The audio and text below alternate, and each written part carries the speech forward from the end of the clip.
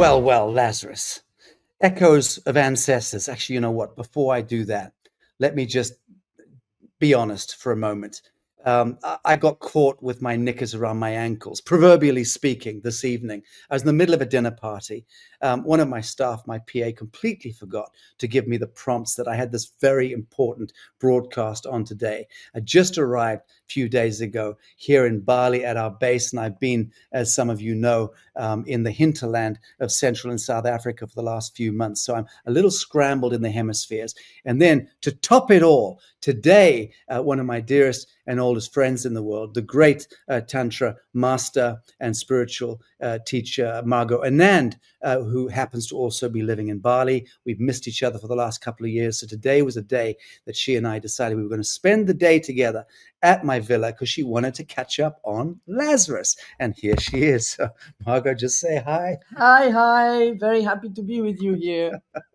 Very good. So Margot's going to sit in on the side as we now probe the minds, the hearts, and the psionic consciousness of three remarkable folk. Echoes of ancestors, friends. That's what this segment is called. Healing land, spirit, and sacred bonds. With Lazarus, veteran and pioneering man, polymath extraordinaire, Dan Winter. Lazarus needs no introduction to this extraordinary man. Dan, going to bring you in right now to say hi. Nice to be with you there again. We're going to have fun today. Professor Ralf and Dalia are amazing. It's all good. Well, let's continue on that strain. Today, we're discussing humanity's timeless bonds with the earth, the spiritual realms, and the sacred threads that weave our collective past and future. And we're privileged to have three extraordinary individuals who bring unique perspectives to today's exploration of ancestral memory, regenerative practices, and the echoes of ancient Egypt. Now, Dan Winter, as you all know, is the visionary scientist of consciousness and physics, offering his fascinating lens on the mechanics of energy, the plasma fields of spirit, and the deep science behind releasing ancestral blocks. Dalia Ali is a gifted Egyptian filmmaker and shaman who presents her deep-rooted connection with the lineage of Thoth, whose energetic and symbolic resonance continues to influence our understanding of humanity's spiritual evolution. Let me just bring you in momentarily there. Very good to meet you, Dalia. Thank you for joining us on Lazarus today. Thank you. I'm so happy to be here, and I look forward to this amazing conversation with everyone here. It's simply the best. Where are you? Where are you seated? Where are you right now? I'm in Cairo at the moment, actually in New Cairo, so it's 30 minutes away from downtown center of Cairo. Now you know I had my kind of metaphysical cherry popped in Cairo. I lived there for 3 years in Egypt, in Zamalek, and then in Mohandesin, and of course Giza Plateau. But I miss it desperately. But I'm going to be there later this year in October, so hopefully get to see you in person. You're going to be there. That would be great. Absolutely. Wonderful. And friends, lastly, Professor Ralf Otterpol, a renowned water engineer and geomancer who brings expertise in regenerative agriculture whilst linking the health of our ecosystems to the release of energetic trauma in the land. Let me bring you on here. Professor Ralf, happy to meet you. Hi, Sacha. Thanks for having me. Very good. And where are you seated, Ralf? I'm at the moment in the Cape Verde Islands for an aquaculture project. And it's out in the Atlantic Ocean and off the coast of Senegal. So it's part of Africa. And so we want to set up some production here because it's mainly tourism, but they need local production. That's one of my topics. Fantastic. How long are you going to be there for in Africa? This time only shortly because we prepare the project, but I will be here for longer periods of time when it goes into practice.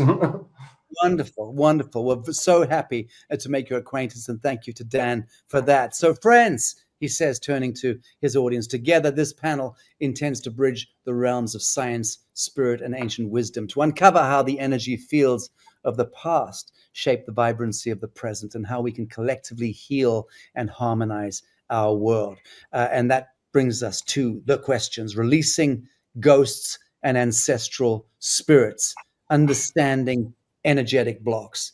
Dan, I'm going to ask you first, with your expertise in consciousness and physics, can you explain the mechanics of releasing ancestral spirits and stuck energies, and how do these unresolved energies affect bioregions and communities, and why is it vital to view ancestral energy, land healing, and spiritual practices as interconnected pathways to unity consciousness?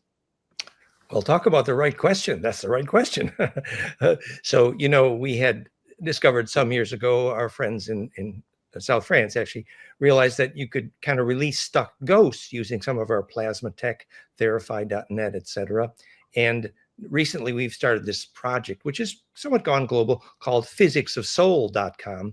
And all of this has to do with how living plasma, whether it's the presence of a spirit entity, remote viewing, or the presence of ghosts, actually has to do with whether there's enough centripetal force to be distributed. So, short summary here, we know that at the time of death, for example, the 4 visions you see, the Heinrich Clouvet form constants, lattice, cobweb, tunnel, spiral, goldenmean.info/immortality, the pictures. So the reason you classically see this map at the time of death is your body has to implode in order for death to be successful. And that's a very electrical engineering concept. What we now know is that this pervasive field, I'm going to call it coherent longitudinal interferometry, but it's also known as the collective unconscious communion of saints, or songline dreaming track. This is referring to a field effect where coherent longitudinal fields, plasma literally, is propagating coherently from the body. If you have a soul, I mean, if your aura is coherent enough, and the situation that enables your aura to propagate there is compression, the implosion related to bliss and yoga and the discipline of a spiritual life. And so then your aura begins to radiate this coherently, the Ba from the Ka, Kesjan, all those terms, coherent longitudinal field. And when you can do that, then you can lucid dream and you can take memory through death, as it were, have a soul. And this physicsofsoul.com project started also in conjunction with Dalia here, who is, in my view, making almost daily phone calls to Thoth, and she'll say more about it. But he, in some ways, seems to be the administrator of some of this, how do souls get around? But anyway, to try to finish Sacha's perfect question, that when this plasma of people who have not had successful death, as it were, quote unquote, a stuck ghost, what happens is that charge distribution is inhibited. And if there's large scale stuck ghosts, for example, in places in World War II, for example, where a lot of people died and their ghosts really didn't successfully propagate, implode, and be distributed into the array. And being distributed into the array is named heaven or planes of Sharon, actually. And so when these plasma entities are still stuck, it radically affects not just the happiness of people, but literally the fertility, because fertility is charge distribution. So, for example, if someone is having a bliss experience and there are stuck ghosts, the ghost actually uses the aura of the healthy person to implode and then be successfully propagated or released, similar to the implosion of plasma and Therify.net, which incidentally is how Dalia had some of her experiences. So I became also very impressed with Professor Ralf one day, who has amazing books on regenerative agriculture and all the fun stuff. Professor Ralf is amazing. He saved our conference, by the way, by teaching people some of these things. He's great. But anyway, one time he was telling me about, he went to this island north of Germany where there was a beautiful place, but very depressing. And he realized that there were a lot of stuck ghosts, and he figured out how to release ... And I was fascinating. Okay, well, that leads us to that question. How did you release them, Ralf? Let's just jump straight in there. You're muted, Ralf. You're muted. Ralf, you're unmute. Oh yeah, unmute. There you go. Go. Oh, sorry. Go ahead.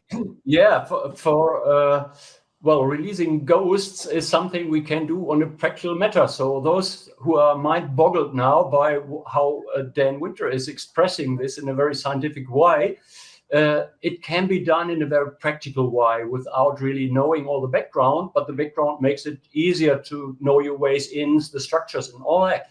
And releasing stuck ghosts is really relating to them.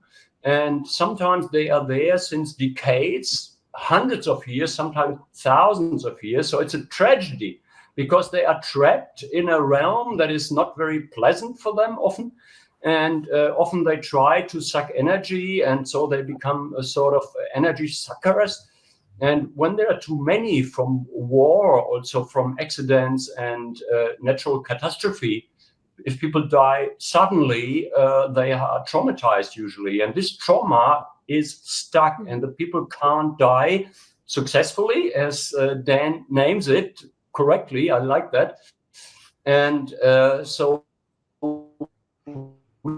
we can relate to the deceased ones, explain them that they are dead. Many are not aware of that. Can you still hear me? Yes, We lost you a little Can you bit. still hear me?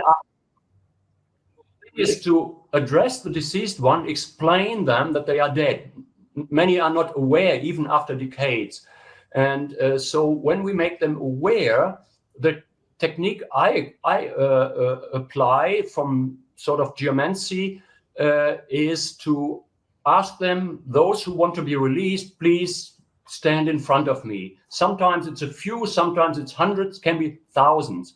And then you explain them, well, I can show you the way to go further, so to make the death successful now after decades or long time.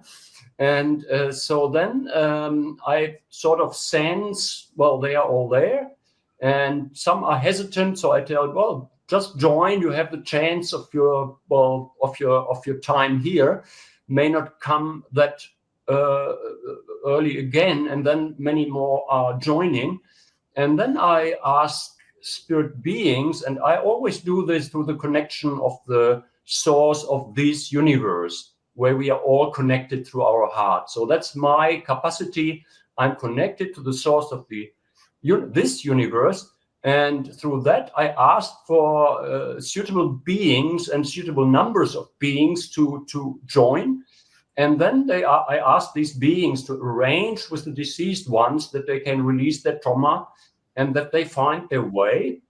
They are taken by the hand, so to say, and then they can actually find their own way. And explain them, don't go to any light or something. Watch around, find your own pathway. And so that's basically the thing on releasing the ghosts. So thank you for that. But just kindly, just extrapolate a little bit more on what you said a moment ago, which I've also wittingly or unwittingly been preaching for some years, although I don't understand the subtle mechanics of it that I think that you and Dan and Dalia would. But the business of not following the light. Don't follow the light at the end of the tunnel. I think that's kind of what you were inferring there. Is that correct? It can be confusing. Some people believe that, for example, the residue of giant parasite beings. Not exactly. Not. Go ahead. Sorry. Go ahead, Professor. Are we losing you? Yeah. Okay. Yeah. Well, the thing is that it's not following the light, but it's to keep a clear mind on that level, because that must be done in a conscious way, not just following the first guidance or what attracts you, because it may be a trap, and maybe even the trap of like reincarnation or like karmic capture. And so I advise them. And I have learned that, so I did a lot of wrong stuff there as well. Like this, it's not very easy to get clear. And now I say, find your own way from your heart, from the center of your heart. Look around. If you want to go to the light, after realizing where you are, what you want, they can go. But it's like I keep it free. So look around, and maybe they see, I want to go to source, or I want to join other family on other planets, whatever, I don't know. These realms are so vast, and I haven't traveled them so much in this body, but it's very good. Thank you. This is helpful. Dalia, spiritual collaboration in clearing practices. You've spoken about working with higher dimensional beings like Thoth to assist in clearing intense spiritual and energetic stagnation. So how can individuals or communities cultivate similar collaborations, and what are the risks involved in engaging with this type of work? Yeah, thank you for that question. What I want to say also is I work with Thoth, but I am the living avatar of Thoth, which is kind of a different concept. So when one is embedded within their higher self array, you then get access throughout all of the living ʼAWs and the ʼAWs of ancestral memory. So I have access to the intelligence of ɁAW-RE, Thoth, as a multidimensional being, an immortal. And I also have the experience and knowledge of the ancestors that come before me that have done this work. So this is just the value of connecting and embedding within your higher self array, and everyone has access to that. It is a path that definitely doesn't come without risks and sort of initiations and tribulations.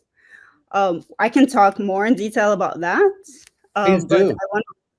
Yeah, okay, because it's a bit of a tangent to the releasing of the ghosts, but I can talk more. Like when Thoth helped you clear that schoolyard and that graveyard, I thought those were great examples. Yeah, but the line, the sort of the initiation path to connecting to your higher self array is pretty trying and testing, especially in my lineage, the ancient Egyptian lineage, which we are all part of. In some way or another, whether close or far in our genetic ancestry. It comes with a series of, let's just say, near-death experiences and tests that will test you. You will get tested with higher dimensional or other dimensional negative entities, parasitic entities. And there are a lot of tests about discernment. So you need to be able to see the truth from the lies and evaluate the false light, which Dr. Ralf and Dan were referring to, because a bit of this game, this matrix game, is about considering what is truth, frequency, and what is false light, pretending to be all-knowing, omnipotent, omnipresent light. So that is a great test also that you go through. So this is more about the initiation path. And knowledge of death. So you die before you die. Yes. And you go through near-death experiences. And one of the experiences I had to go through is a memory of actually dying. And so I went through death, and I've seen, it doesn't look like a tunnel of light, same way as the near-death experiences they refer to. It looks more like a mandala, like a fractal. That is light and colors, and that was before my my transfigurations. So that was 4 years ago, but it's still I perceived it as a mandala of light. That was incredible. It really is a bliss experience. So death is an actual bliss experience, and it's ecstatic in many ways. Did you want to tell them about your experience of the death of Tutankhamun, for example? I can do that. Yeah. Go on. Yeah. Okay. I experienced the past life memories.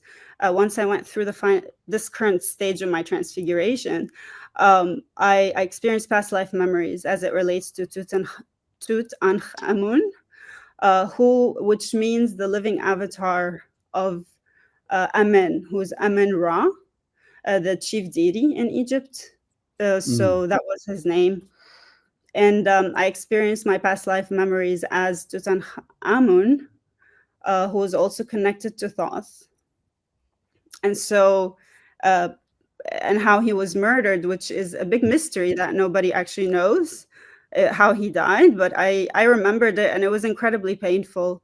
And he was murdered through his right eye. A mixture of blue lotus and poison in the eye of Ra. And this is, upon coming into this incarnation, I had physical experiences because we carry ancestral trauma.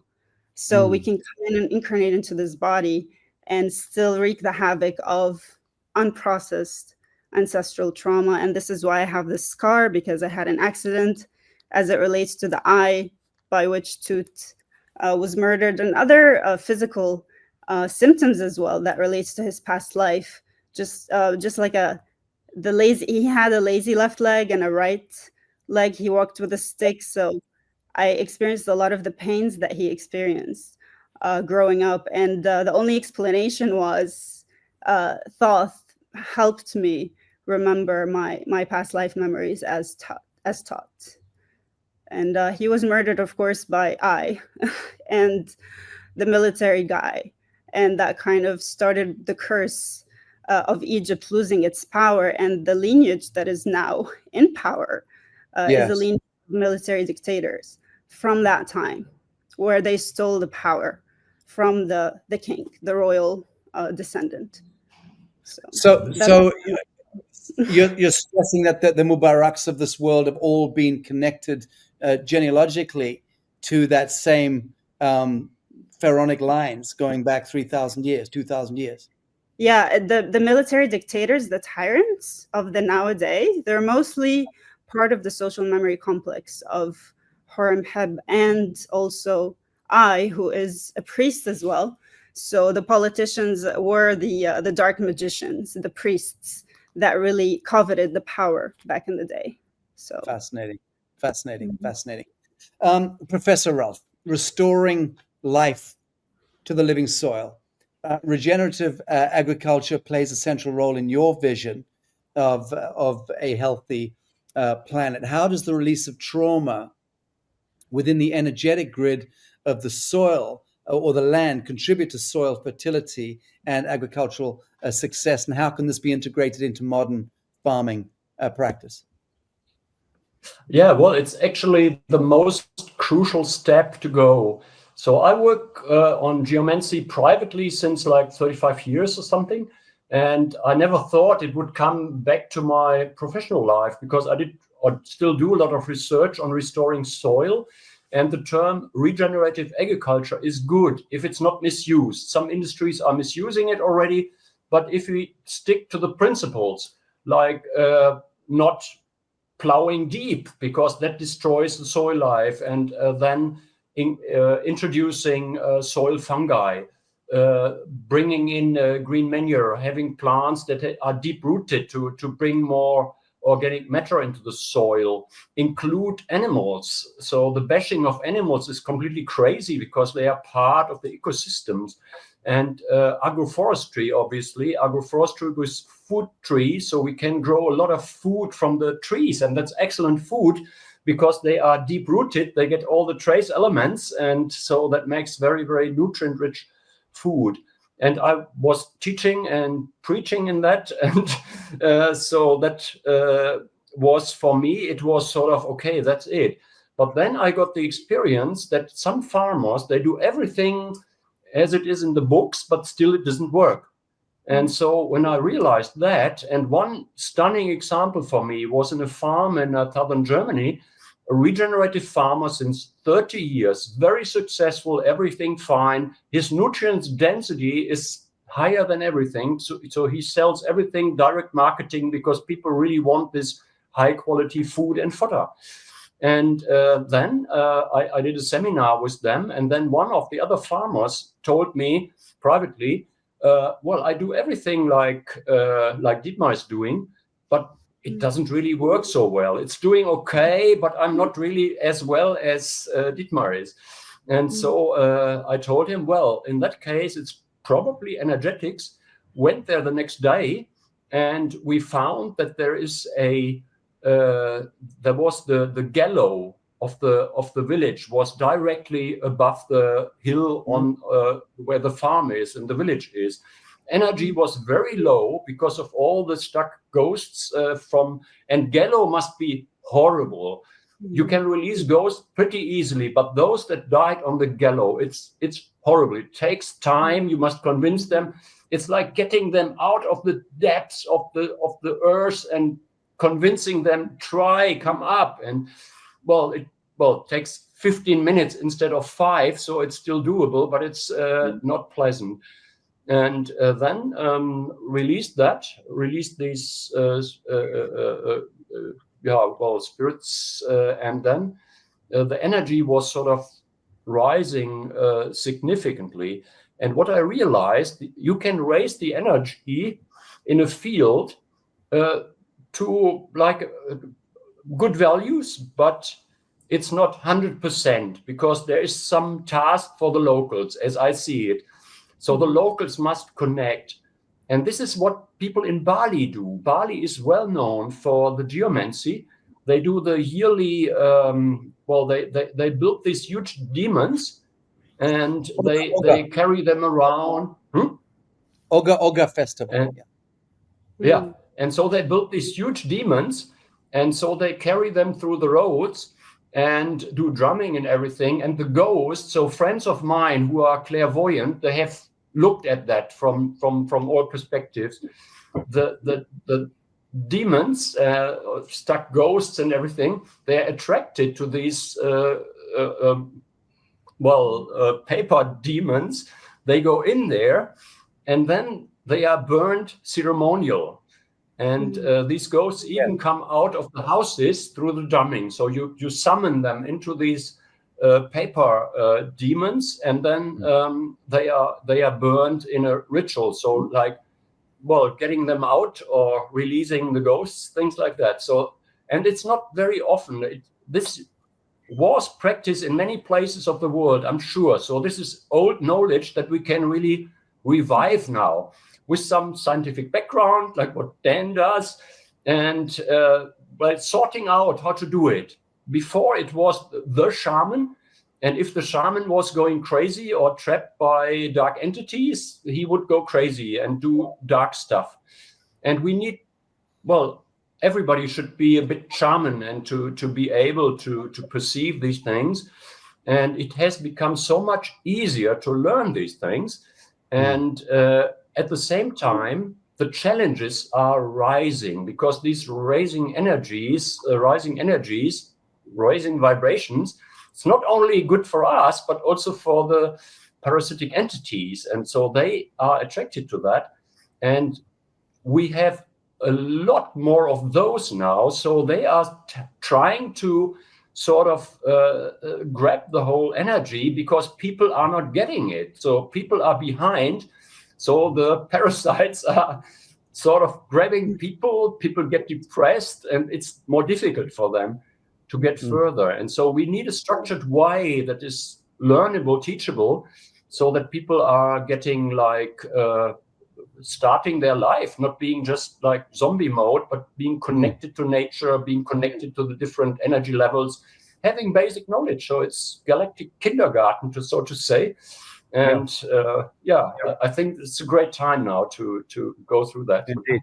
So I'm interested in you mentioned the gallows, and you mentioned these stuck ghosts that had a palpable impact on the soil, and that's fascinating, and that speaks to, of course, the living principles of Feng Shui and Vastu and so on.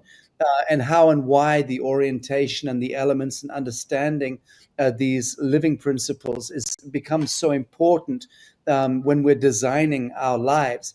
But can you just walk me through this business of you freeing those hungry ghosts? How do you know whether are you using a pendulum? What's the actual process you've got of engaging with these disembodied spirits and being able to evaluate and judge when you've done your work? I mean, just walk us through that process, please, because for me it's very, very interesting. Yeah. When I teach geomancy, I start showing people the rods. So that's very easy. People can get a grasp. There is a waterway and things like that. So that's a starting point. But then I teach people to feel with their hands. So feel the energies. Most people get that. If I have like 40, 60 people in my class, most get it within 15 minutes or something. So that's absolutely great.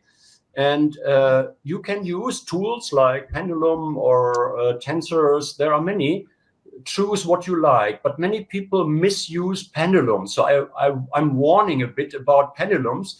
So it has its role, but it's learning to discern from our inner knowing, and the inner knowing in the heart. It's not like in the brain, it's not pineal gland, it's the heart, center of the heart.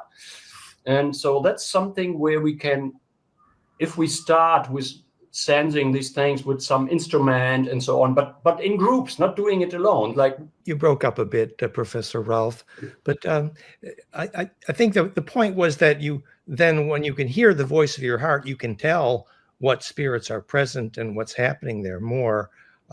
Maybe while Ralf comes back in, maybe Dalia would like to say a little bit about how she did that in that graveyard, in that schoolyard. Is that relevant? I could do that. Yeah, absolutely. The approach of higher self Tahuti Thoth works with the plasma beings, the serpents of Kundalini. So anyone who has access to bliss or understands tantric, because you mentioned tantric Kundalini experiences before.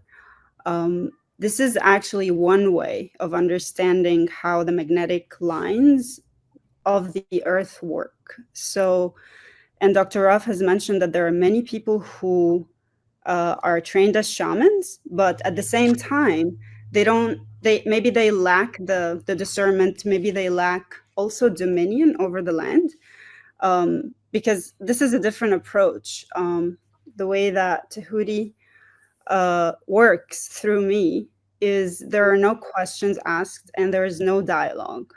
So it's kind of like an invoker of judgment. It's like, time is up, it's time to clean up. And it really is that simple. So we'll send everyone where they need to go, no questions asked. He goes in, he sweeps sort of the, let's say we work in a cemetery, which is one of the instances that we worked was in the cemetery right next to Mauer Park in Berlin. So that is, of course, a place where lots of trauma and lots of war trauma happened in that place. And the war, and the wall kind of interfaces with the cemetery. So a lot of lost souls there were stuck because there was a wall. And some of these souls are very innocent, and they're kind of like not sure where the door is, and there's nobody there to help them out because we don't have enough shamans, unfortunately.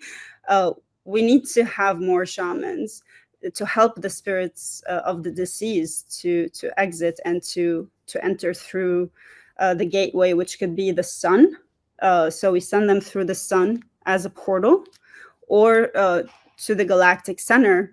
If there are leeching, demonic, or parasitic entities, the term parasitic is more accurate. And so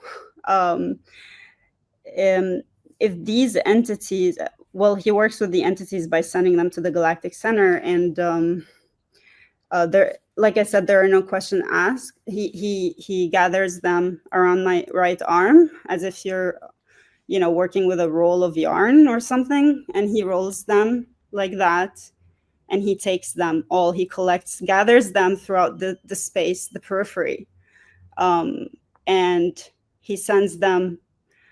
He creates a portal, and then he sends them through this portal. But of course, a lot of them are very, very stubborn, so they would fight and resist, especially the entities that leech of the Bas, or the living souls of children, and these are gnarly and the worst, because there's nothing worse than living off or leeching off the pure souls of children. And the children are, they're gold, and we must protect them, and we must protect the parks. And part of what we were talking about, me and Dan and Dr. Ralf previously, is the presence of 5G towers, which emit signals that lessen and weaken the souls, every soul. It's soul snatching frequency. So some of these frequencies that are present in this, the technology of these cellular towers of course, can be reprogrammed, like Dr. Ralf also mentioned before, and he maybe can speak more about that. But they always surround schools and parks, and you can see it, you can notice it. So what Thoth does is he casts a magnetic field of Ma'at. So Ma'at, you know, this is harmony and divine justice. And of course, it's an ancient Egyptian concept, but it's also a frequency, the flower of life frequency, the sacred geometry of that. And it can be protective over the entire park and the entire schoolyard. And after he casts that magnetic field around like a bubble, he goes in and he cleans it up. And of course, for the graveyard, he would then open up the gates. Because, like I said, some of these lost souls, they don't know where the exit is. So he opens up the gates and he calls them in to it's here, and he shows them the way. And like I said, he shows them the way, and it's the most incredible moment of joy, because these spirits can now walk home, travel back home to their source.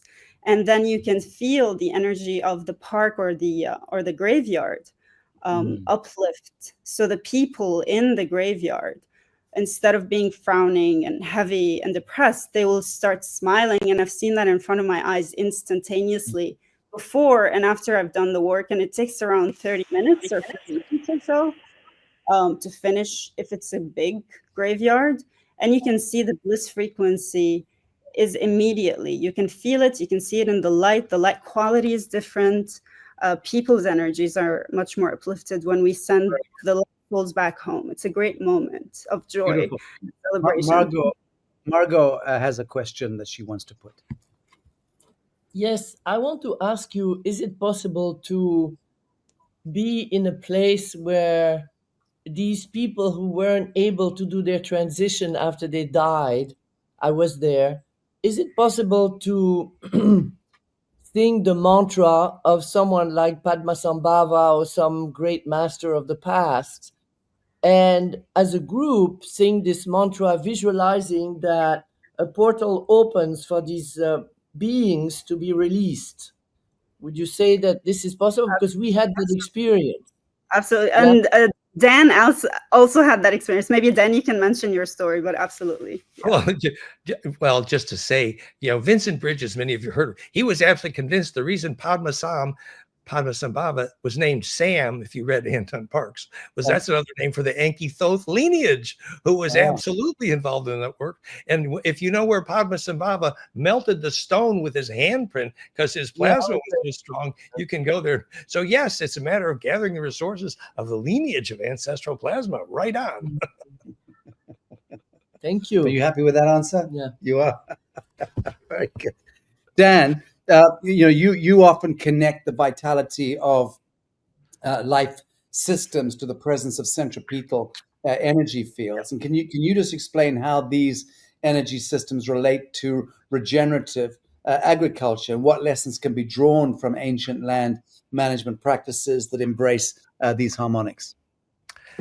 I'd like to thank the 30,000 people who watched the new films we just made. How does a charged vortex make gravity? And we actually make the point that once you understand how a vortex becomes centripetal, of course, then you know how the Nazi bell, Vimana Hanabu, and Mercury made gravity, and how the vortex of charge in the synapses of your brain make gravity becomes centripetal and implosive, after you learn, of course, why objects fall to the ground. So it's all about learning how a vortex becomes centripetal. But once you know that, then obviously you can learn what causes a seed to germinate, as Theraphies plasma does, which is centripetal force, which is one of the primary functions of many of the original stone monuments, was to germinate seeds, actually. And obviously, this was the key to Dalia and our project, and most of Dalia's films are there at physicsofsoul.com, which says then you can know what a soul is, which is your aura getting centripetal enough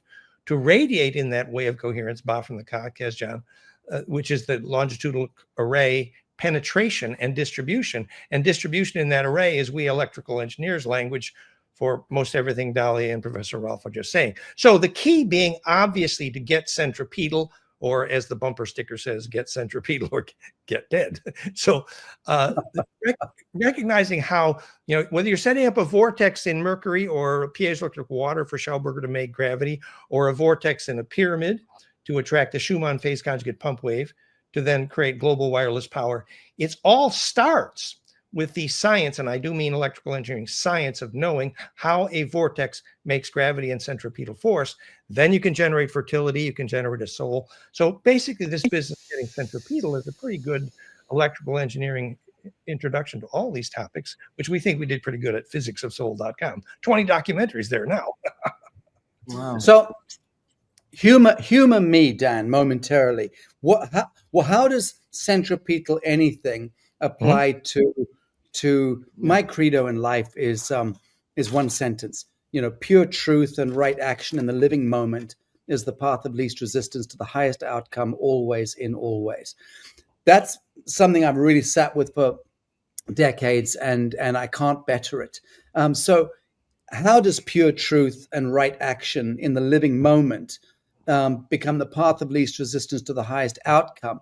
What is centripetal about that equation? Can you just explain those mechanics? That is so perfect. It's absolutely perfect, Sacha. Perfectly the right question. So what we're saying is what you're calling pure truth is what we would also call pure principle, which we always said, if you think pure principle all day, your hair is going to stand up so much by imploding capacitance that you will never need to die because you got centripetal enough. So the actual physics is that, for example, at the moment of death, successful death requires a black hole for exactly this reason, because in that array of pure principle, pure truth, literally, it is perfect compression that enables the distribution into the array. In other words, it's very high voltage in there, meaning that, the reason you have to see your whole life in 1 second before you die, there's compression.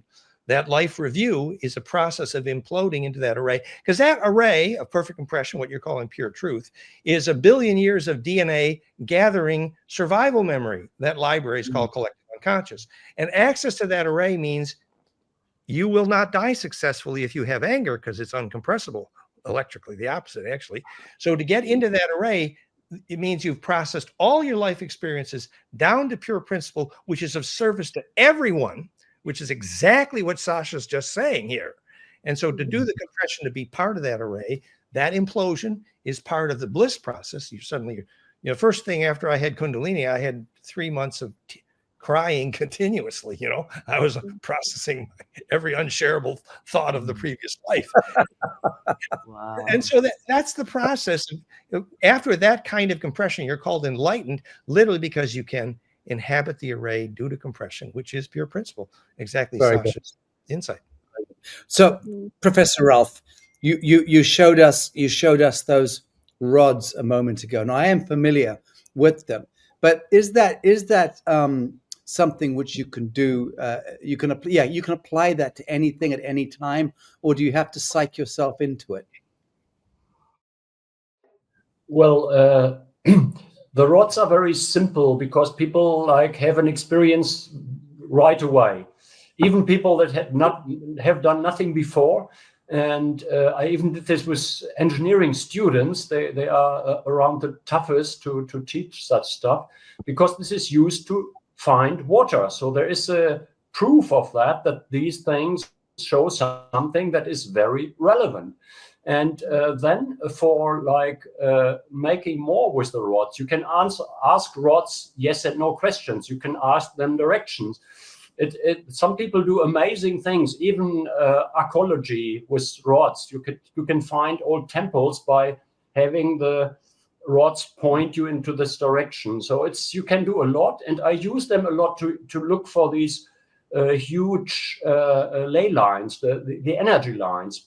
Because besides that the stuck ghosts are sucking out energy, many of these huge ley lines are sucked out by dark entities, once again, through traumatization of these lines. These lines are conscious. If there is war and bombing, then these dark entities grab it, and they can, from then on, they can forever suck lots of energy, and that's very bad for the people because they can't really develop right. The children are not developing very well. They don't feel well. People are depressed a lot more.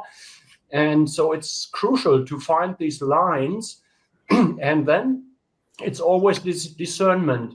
What is the root cause of this energy loss? So it can be stuck ghosts. It can be parasitic entities. And we have a new category since a couple of years, and this is synthetic entities that are made by AI. And these are, as Dalia pointed out, they come through Wi-Fi towers, they come through like internet and so on. So we need to keep our etheric hygiene to not being attacked all the time. And if our vibrations is high, we are safe. So it's like coming down through anger and all that would make us vulnerable. So we will be grabbed and sucked out further. And so, and this is when there is this quote of Jesus Christ when he said, "Those who have, they are given more," something like that.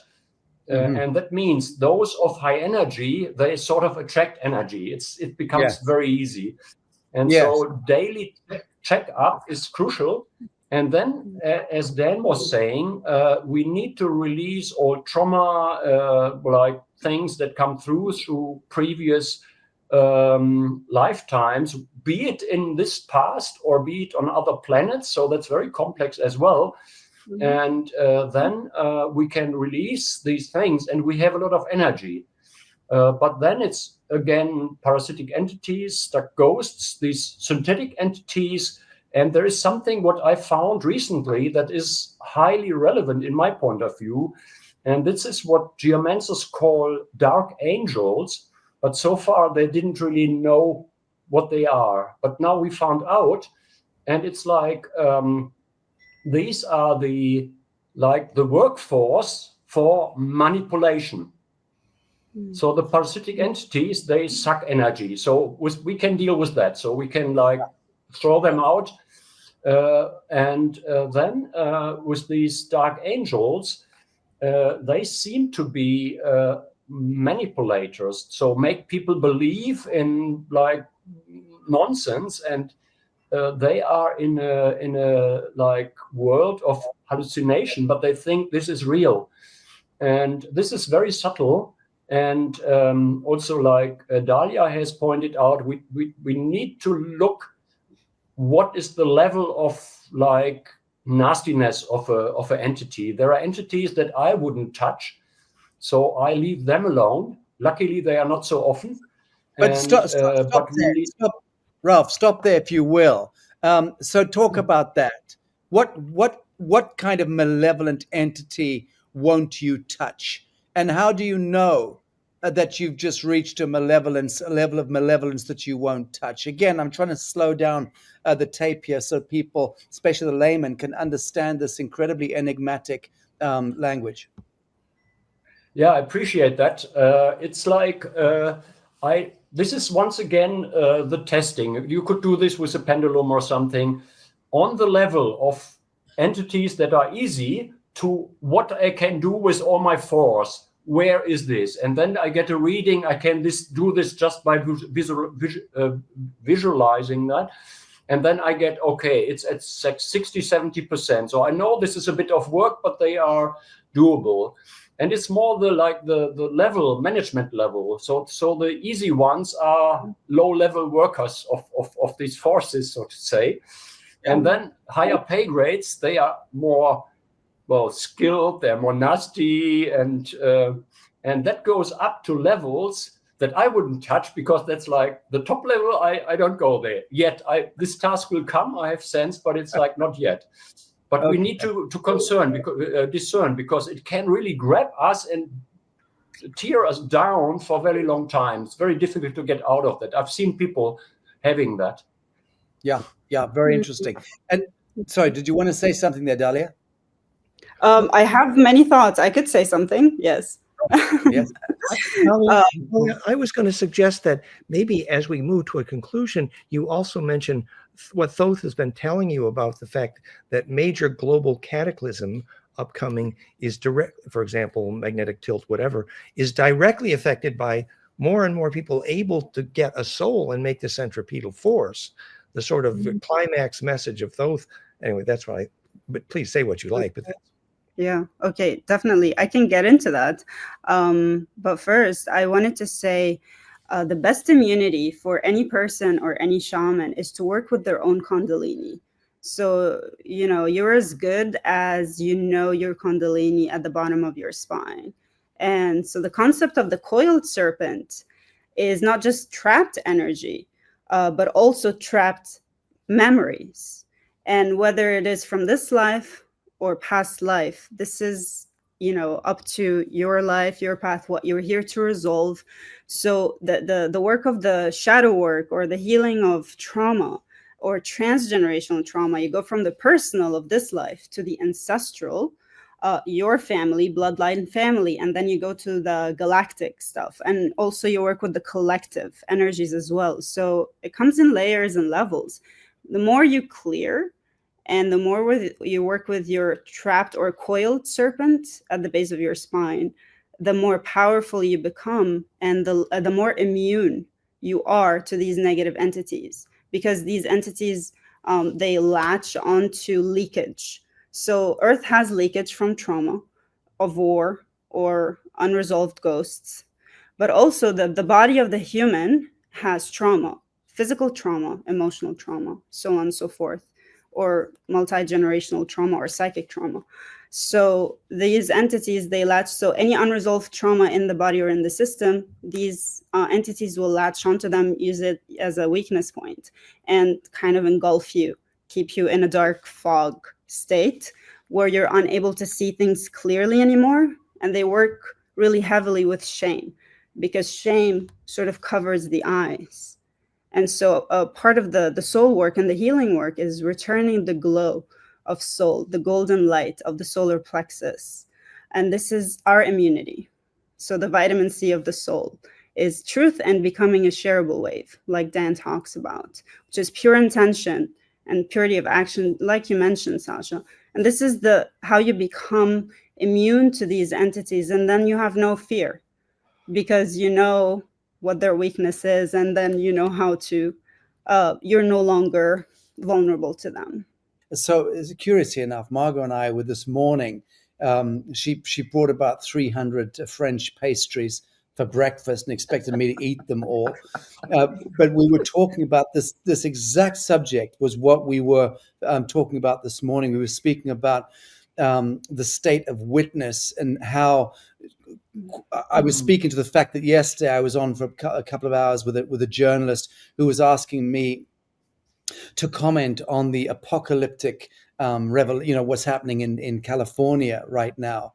And I find it very, very hard nowadays to become emotionally charged by anything that resembles the apocalypse. I find that the geometry of the living moment is perfect always in always, and can only ever be thus.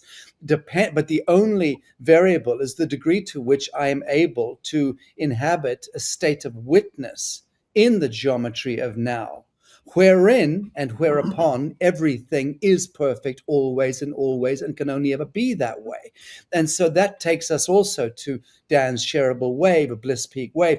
And I find that even in the midst of the most apocalyptic unfoldments, that state, I wouldn't call it bliss necessarily, but that state of grace is available, is accessible. In the last few weeks, I witnessed the death of my girlfriend, and for the last 2.5 years, I was traveling around the world with her, trying to push that death away. And, she got a 3-week prognosis to live 2.5 years ago. So we managed pretty well. And I kept it very, very secret and very private. But the last couple of years has been a journey for me, a very slow journey through the shadow of the valley of death, until 1st of October, when she kicked off with an angelic lightning bolt extraction, which different sensitives had been observing her moment of death, and they said they'd never seen anything like it. It was like a catapult that came down, grabbed her, and extracted her instantaneously. And what I know is that is that the process of that long, protracted journey through death of a beloved technically is the worst possible thing. It's the most appalling, one doesn't wish that on anyone. And yet I have to say, it was just in its own way, the perfection of the geometry was extraordinary and deeply, deeply sobering, deeply, deeply empowering. And that just continued to underscore in my own life and my own pursuit of noble, purpose. It underscored that fact that if we do not psycho-emotionally identify with the shit show of reality, the dialectic that's always playing out, whether it's an angelic or a demonic, or it's a win or a loss, or it's an up or a down, or it's a firestorm in fucking Los Angeles, or it's a great deluge in the. It doesn't matter. Whatever's playing on the checkerboard of the kingdom of the devil is there as a great Zen master to keep us mind fucked into that dialectic until one fine day we achieve that state of serendipity and grace, despite the apocalypse, despite the Armageddon. In fact, because of it, we alchemize into that still point, and we find that state of witness where we are no longer able to judge anything, nor would we judge anything. And we certainly don't identify with the dialectic. And in that state of grace, I believe we move into a harmonium, a place, a quanta that is in, to use another of Dan's famous expressions, phase conjugation, alignment with the divine living principle of the Atman. And then I am creator. I am creator in that living moment. And it's the most beautiful thing. Isn't that what we arrived at today? Because we're both getting old, and in our decrepitude, we're both arriving at that same point. In any event, I wanted to invite each of you, as we wind down, I wanted to invite each of you just closing comments. And I wouldn't mind if you would each of you speak to the apocalypse unfolding in California. I think it's an important one for great seers like yourself, Professor, and Dan and Dalia. I think it would be helpful, certainly to the Lazarus audience, if you could just lend a commentary to this, because we've just begun the great year of Upshift 2025. We are hurtling, in my view, towards ground zero of this magnificent upshift that is going to be occurring and that is already underway. And a lot of people are obviously terrified by these kind of apocalyptic scenarios. Personally, I'm not. I see them as being, again, Zen masters giving us the great beneficence of the realm of duality so that we can alchemize in the living moment into a higher octave of expression. But speak to the apocalypse in California right now. And I'm going to start, if I may, with you, Professor Ralf. Well, yes, I think that's very relevant because also, as you pointed out, it may become more crazy.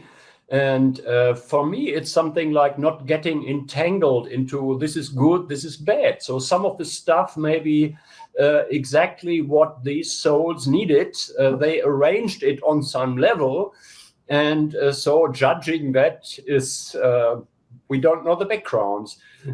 Of course, there's tragedy, and of course, to have compassion, but not going into it emotionally. So to see what is going on, but then moving to the energetic level and seeing what is unfolding here.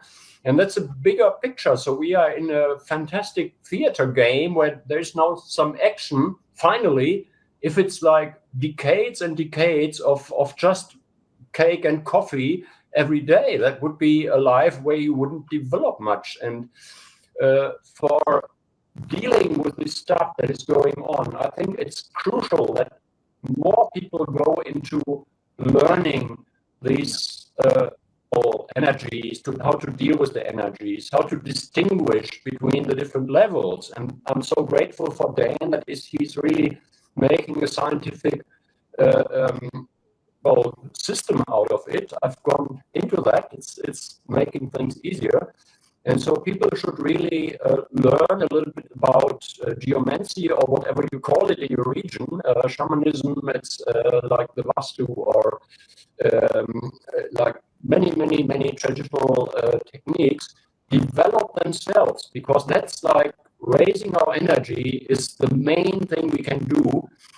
On one hand, Ralf, we're from the losing your voice. craziness, to come from craziness to something great, individual, also as a society, if more people join in, that, well, we need some 100 million people more joining in, so that would be incredible and powerful, but it takes time. So processes are slow. I'm relaxed with this now. And so I hope all the listeners, I'm sure many of you do stuff, but it's like, learn the discernment on the levels, what is there.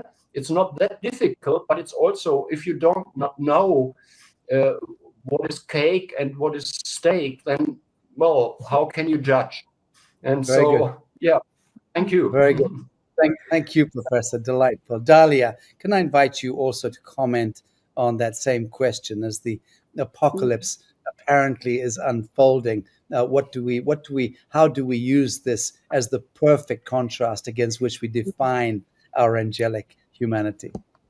Absolutely. And thank you so much for everything Dr. Ralf said, and also what you said, Sacha. I resonate with is like getting out of the duality thinking and stepping into non-duality, not seeing black and white, just seeing that it's all part of a divine plan. It's all part of the greater good, because nature has a way of correcting itself. So we can look at the fire as a purification of the land, a purification of the energies that live on the land, the conscious beings that are making choices that live on the lands. And not everyone is there for the same reasons. Some people are there also to be part of that experience. Some to be witness, as you said, Sacha, which is very important, to be witness. This is the healing process, is to be witness. But at the end of the day, this is when we talk about cataclysms or nature correcting, it's a course correction. That's what it is. Because humans have been really on, don't want to say wrong path or right path. People make choices, and it's sort of the path that leads to extinction. And that was the warning message from Horus, my galactic soul, as a messenger. He's here to tell people that the further you are from soul, from connection to the creator, or the divine creator, which is part of the cosmic existence that we are all a part of. We're not just earthly beings, but we are also galactic beings, and we're connected to the cosmos. The further you are from soul and connection to your ancestors, higher self, and father creator, and mother creator, of course, the more decaying soul is. And that also affects the centripetal force of the earth, which allows for cataclysmic events and all of that. So the warning message is choosing soul is the pathway, the bliss frequency is the pathway. Being neutral and understanding that all of this is part of a cosmic plan of correction, course correction, and getting back to the part of the soul, the luminous part that is in faith, because faith is the antidote of fear. I'm not going to say love per se, but faith is the luminosity of the soul, and that is the antidote of fear, knowing that even if I don't understand why this is happening, I'm sure it's happening for a larger reason, and I can learn the lessons, embrace the purification process, and accept the lessons it has to offer me, because it's all about soul growth at the end of the day. This is a spiritual development matrix game school. So just remember, well, I want a refund. Thank you, Dalia. That's very beautiful. I want to invite Margot to also comment on this. Margot, last words of wisdom. Well, I think I found a solution, and it came to me unexpectedly, and it has to do with my Kundalini. I work with a teacher or a coach, And his work with me, with the body, is to stretch everything to the limit, but never go beyond the limit. And so all the joints are being completely stretched out. And at the end, there is the shavasana of complete relaxation, at which moment a kind of an orgasmic energy orgasm takes over, which then transforms itself into a huge laughter, followed by the feeling that we are in the perfection of creation as it is. There is no, discussion about it. You get this sense of perfection, and we get the sense that creation is a huge joke, that the joy in the body, the flow of the energy through the joints, is something that leads to this bliss, to this laughing bliss. And so, I feel connected to a lot of the masters I work with in my lifetime. And I'm very grateful for this. I'm very grateful because I feel that during the day, there's always a lot of joy happening, a lot of wonder. And I'm connecting this experience with all the profound meaning that you gave, today. And I'm very, very grateful because I teach seminars, and everything I learned today, including what you talked about, so it's like a big tapestry and everything is woven together, and it's a great teaching. So thank you. I'm very grateful. That's so beautiful. She told me today, Dan, that she knew Alan Watts very well. I mean, they traveled for weeks together and they were very close indeed. And she's got all these great masters Margot has variously known and lived with and explored the world with over so many years. I think actually that's the book we need to extract out of you. Rather like Gurdjieff's fantastic meetings with remarkable men. Do you remember that book, Dan? Yeah, of course. Yeah. I think we need to get a Margot Anand meetings with remarkable. Anyway, Dan, I want you to close this today, and again, momentarily speak, would you, to the apocalypse unfolding in North America, and how that may or may not be a fractal of a greater kingdom of empire of evil, or an upshift to the heavenly realms. Just riff on what your take is on the status quo today. Just before I do that, I don't know, Dalia, being so young, if you know that Margot Anand there is one of the world leaders on teaching Kundalini, Tantra, and spiritual sexuality. She's like the grandmother of all this. So wow, such a pleasure to meet you. No, I didn't know that. That's amazing. But well, I'm still around, enjoying, teaching, sharing. Oh, please, she's touring more than she's toured in the last 30 years. So she's still young. Her school is everywhere around. In fact, we're just today discussing, because I'm doing a tour of, 6 or 7 Mediterranean countries, including Egypt, later this year. And so we were just discussing maybe doing it together. In any event, I hope that we can make that announcement. But Tahuti Nengizera Tahuti is the creator of the technology of the caduceus and the serpent and the Kundalini serpent. So yes. There it is. The caduceus is phase conjugate. Yeah. Thank you, Mark. Yeah. Thank you. So, Dan, you got the floor.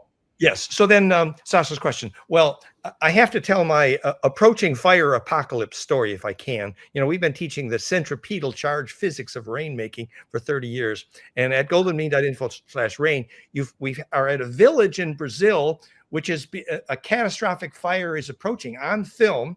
And the teacher is there testifying how they solved the problem with the kids. They got the kids together and they made a circle of crystals and did a ritual with the absolute pure intention of those children. And on the film, the teacher is explaining how this huge rainstorm came up and saved the village at the last moment. Real testimony of real rainmaking with real kids, with real crystal, with a picture there. goldenmean.info/rain. Now, what is it about centripetal force, rainmaking, and can getting a soul keep us on track in the face of this oncoming great apocalypse, which is Dalia's message? She says about 23 years, I think, right now. Yeah. And so the point is, it is said that this is called the Atlantean fire crystal. It's also what made the sword of Poseidon work. And when this crystal implodes, and we have much on this at firecrystal.com, but basically it takes the Schumann harmonic cascade and it turns into what's called a phase conjugate pump wave. And out the tip, our famous friend Tony Rodriguez put the longitudinal energy out the tip of the crystal, and his girlfriend was seriously sick. Speaking of saving a girlfriend, and he saved his girlfriend, actually, Tony Rodriguez, who's now selling these in the form of obelisks. The point being that the message of what makes the centripetal force out of ensoulment, again, back to Atlantis. So we are taught that the fire crystals of Atlantis can be used for good or evil, were used in part to enslave people. And when enough people are enslaved, the whole culture loses centripetal force and gravity breaks. Yeah, this is the actual physics we electrical engineers want to say, is that when people become enslaved and don't have their bliss and connection to soul, gravity breaks. That's what we're teaching the physics here. So when large numbers of people have access to their bliss process, you know, when 1 million children sang the same song, 13 times it was measured, the solar flares went and became peaceful. We know the sun needed 1 million children to sing the same song at once because the sun needed that centripetal force. And so the message here actually is, if we understand that our connection to that oneness, that soul, that source that Dalia is talking about, is actually what makes the collective centripetal force, which urgently needs to be re-engaged, or the whole experiment, that's what Dalia is telling us, the whole experiment here is basically the symbol has to be plowed under, because the harvest is whether there are enough souls that can inhabit the heart of the sun with their own heart, really. Yeah. May I say one last thing? Please do. Because it's coming through, and I think it's very important. I think when we mentioned the technology of ʼAW-RE and the Kundalini and all of these deities and also gurus and big names, so ʼAW-RE doesn't want to be worshipped, and I don't think this is not the way. So because you're giving your soul energy to a larger guru or a larger deity, and what he really wants is for you to understand your own power as an individual and to literally be empowered, which means you're connected to your own grid of ancestors and higher self and creator. And so you have your own link to the secrets of the universe, experiential knowledge, and the Kundalini technique is how also you understand how you make clouds and you generate rain and you keep the Nile River flowing and you keep the earth in harmony and connection. So when you understand how to work with Kundalini and use it to harmonize the earth grid, the magnetic lines of the earth grid, you can create a flow, emanation of grace. What you were talking about, Sacha, is really that bliss frequency when it emanates largely around you, surrounding you, and you can start to channel Kundalini into that bliss frequency around you. That will create clouds. And this is kind of the work that I've been doing here in Egypt as well, because there's not enough rain here. And so, of course, you know, the more people that understand this technology, the more the earth can be harmonized and be in its bliss frequency. And this is the new earth that we're all gonna be a part of. You know, it's inevitable. This is purification and tilling, and that the end result is a new earth with grace and bliss and shareable waves. And you know why the saying "tut tut, it looks like rain" is because Tutankhamun was a rainmaker. Yeah. Okay, very, very good. Well, taking this back to the preface to this discussion in the green room, when I was just showing some of the aerial drone footage I just took in Central Africa, where we have very, very large ambitions for regenesis of the entire planet, because that, incidentally, that land that I was showing you is the solar plexus of Africa. Literally, that's the zone. In fact, there's a huge confluence of primary water and then waterfalls coming in from all directions that creates a centripetal spin, a massive navel. It's far more spectacular than the Niagara Falls. It's far more spectacular than the Victoria Falls, in my view. And I've been to all of those falls. But I stood on a place in the middle of Africa where Livingstone himself never got to. He only got as far as Victoria Falls, or to the other side of where we were standing. It was forever to get there. I drove 6,000 miles in 12 days to get to this place, this navel of Africa, which is in a place called Barotse land. It is the lost world. And it has changed me forever. I'm back there again in April. But this is where we're focused on at the moment. And it seems to me that this panel, definitely, Dan, I would reach out to you anyway on this. I was planning to. But Professor Ralf, I'd love to reach out to you. And Dalia, I'd love to speak to you later this year when I get to Egypt about the project. Because, again, it really is all about the waters and about how we confluence now the wise dreaming that the new human is required as a duty of care.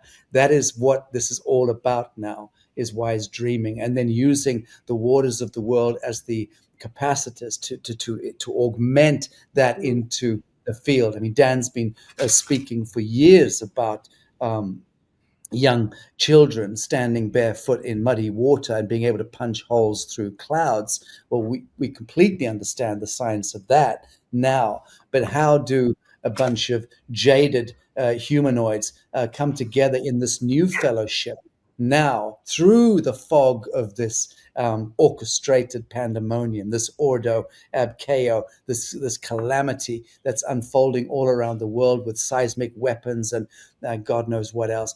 How do we lean together in fellowship and enjoin the new dreaming and tether that dreaming to the waters, the primary waters of the world, and then use that as the technology to overthrow the lineage of Solomon, isn't it? I think it probably all goes back to King Solomon. Am I right? Cannot mention the waters without mentioning Enki, because Enki is the primary, is the water everywhere. It's Enki, it's Ea, it's the father of humanity, it's the God creator. And when you think of religion, what they refer to as God, and that is Enki and Ea. This is where lo, O in French comes from, EA. And Enki, as the father God, also he speaks water to everyone. and earth. Earth and water were both named for Ea. Exactly. Yeah. So we cannot. We have to mention Enki, Ea, as the father of Tahuti also, and father creator. And Enki speaks to everyone, and anyone who tells you that Enki only speaks to them is deceived, because God speaks to everyone. Beautiful. Sacha, your message was perfect. Really, I love your project, Sacha. Yeah, wonderful message. Thank you, Sacha. Really good work. Thank you. Thank you so much. All right, friends. Well, that's it. That's the end of this fantastic conversation. Yeah. Happy with that? You got more than you planned for today, right? Oh, Margot, we love to see you smile. It's beautiful. Thank you. I'm very happy to be here. Very good. Professor Ralf, so wonderful to meet you, and greatly looking forward to further acquaintance down the line. Thank you for joining us today from the fringes of Africa. Look forward to seeing you there.